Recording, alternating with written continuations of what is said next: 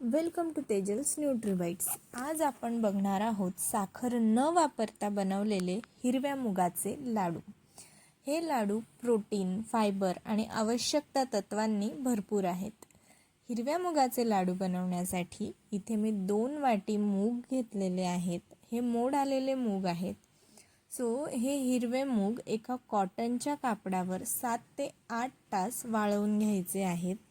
आता एका कढईमध्ये हे वाळवलेले मूग 10 ते 12 मिनिट लो टू मीडियम फ्लेमवर भाजून घ्यायचे आहेत, जेणेकरून यातलं जे मॉइश्चर असेल ते मॉइश्चर निघून जाईल।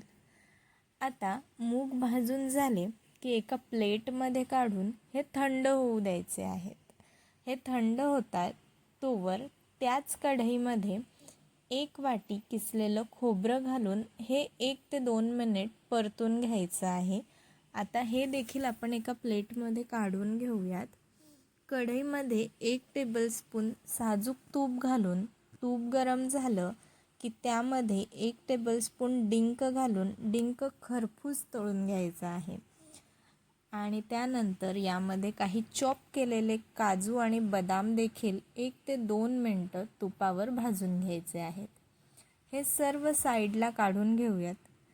आता एका मिक्सर जारमध्ये हे भाजलेले मूग घालून याची जाडसर अशी पावडर बनवून घ्यायची आहे। तुम्ही ते बघू शकतात, साधारण या टेक्स्चरची पावडर आपल्याला बनवून घ्यायची आहे। आता कढईमध्ये 2 मोठे टेबलस्पून तूप घालून हे तूप छान गरम झालं की त्यामध्ये ही मुगाची पावडर घालून 7 ते 8 मिनिट तूप सुटेपर्यंत भाजून घ्यायची आहे। मुगाला एक उग्र वास असतो, तो वास निघून जाईपर्यंत आपल्याला हे भाजून घ्यायचं आहे। तर हे छान भाजून झालेलं आहे। हे एका भांड्यात काढून हे थोडं थंड होऊ द्यायचं आहे। खूप थंड नाही, थोडं कोमट होईपर्यंत हे असं रेस्ट होऊ द्यायचं आहे।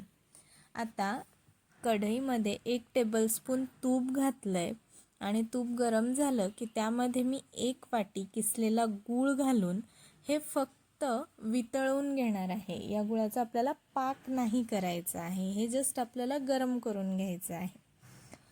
आता गूळ गरम झाला आहे आणि हे जे मुगाचं पीठ होतं हेही थोडं थंड झालेलं आहे। यामध्ये आपण जे भाजून घेतलेले नट्स, ड्रायफ्रूट्स होते ते सर्व आपण यामध्ये आता घालून घेऊया। सोबतच 1 टेबलस्पून वेलची पावडर घालून हे छान मिक्स करून घेऊया आणि यावर जो आपण गरम केलेला गूळ होता तो गूळ घालून याला छान एकजीव करून घ्यायचं आहे।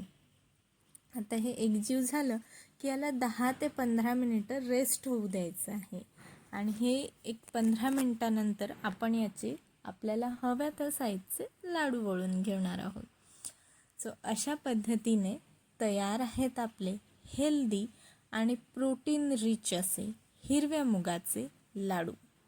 Stay healthy, stay happy. Recipe आवडल्यास लाईक, शेअर अँड सबस्क्राईब।